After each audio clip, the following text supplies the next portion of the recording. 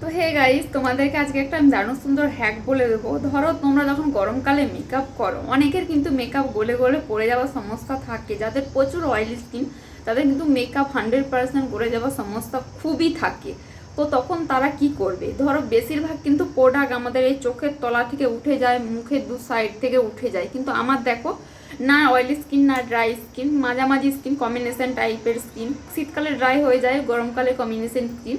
তো এই ধরনের আমার কিন্তু চোখের তলায় কোনো রকমের কোনো ক্রিজও আসে না, মুখের সাইডে কিন্তু কোনো ফাইনালাইজেশন আসে না, আর কোনো রকমের কোনো মেকআপ গলেও পড়ে যায় না। কারণ আমি সেভাবে মেকআপটা করি যাতে আমার মেকআপটা গলে না পড়ে যায়। মেকআপের আগে আমি আমার যে স্কিনটাকে সেটাকে ভালোভাবে প্রিপেয়ার করি। তার জন্য আমি বরফ দিয়ে ভালোভাবে আমার মুখটাকে আমি প্রথমে একটু মালিশ করে নিই, কারণ যাতে আমার মুখের মধ্যে যে তেল বেরোনোর সমস্যাটা আছে সেটা চলে যায়।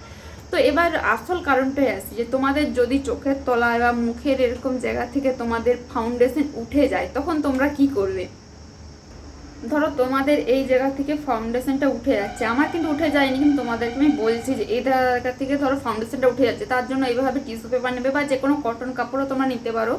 নিয়ে এই জায়গাতে যে ফাউন্ডেশনটা উঠে যাচ্ছে এই জায়গাটা এইভাবে তোমরা টেনে দেবে, টেনে ওখানে ফাউন্ডেশনটা তুলে নেবে। এইভাবে তুলে নেওয়ার পর তোমাদের হাতে যে বিউটি ব্লেন্ডারটা তোমরা ব্যবহার করেছিলে সেই বিউটি ব্লেন্ডারের মধ্যে কিন্তু ফাউন্ডেশন লেগে আছে, আর অবশ্যই সবারই লেগে থাকবে যারা বিউটি ব্লেন্ডার ব্যবহার করবে। এর মধ্যে যেই ফাউন্ডেশনটা লেগে আছে সেটাকে দিয়ে তোমরা এইভাবে মুখটাকে টান করবে যাতে এখানে কোনো রকমের কোনো লাইন না থাকে। এইভাবে টান করে তোমরা এইভাবে কোনো এক্সট্রা প্রোডাক্ট কিন্তু আর নেবে না। এর মধ্যে যে প্রোডাক্টটা আছে সেই প্রোডাক্টটা দিয়েই কিন্তু তোমরা ব্লেন্ডিংটা করবে।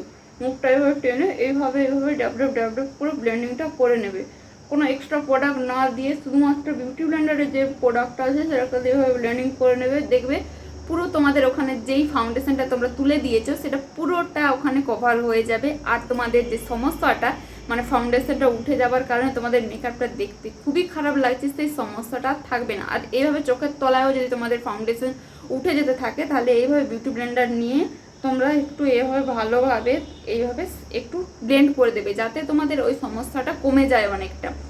আর গরমকালে অবশ্যই করে কিন্তু সেটিং স্প্রে ব্যবহার করে নেবে, কারণ না হলে গরমে মেকআপটা গলে যাবে। যাদের অয়েলি স্কিন, আমার স্কিনে কিন্তু গলে যায় না, সে কারণে আমার সেটিং স্প্রেটা খুব একটা প্রয়োজন হয় না, আর আমার কোনো রকমের কোনো ফাউন্ডেশনও উঠে না। তো আমার এই ভিডিওটা তোমাদের যদি ভালো লেগে থাকে আর হেল্পফুল হয়ে থাকে, তোমাদের যদি কোনো রকমের কোনো কাজে লেগে থাকে, তাহলে অবশ্যই করে কিন্তু আমার চ্যানেলটা সাবস্ক্রাইব করে দাও, আমার পাশে থাকো, আর আমার ভিডিওটা অনেক অনেক অনেক শেয়ার করে দাও যাতে তোমাদের সাথে সাথে আরও অনেকের হেল্প হয়। তো বাই বাই গাইজ।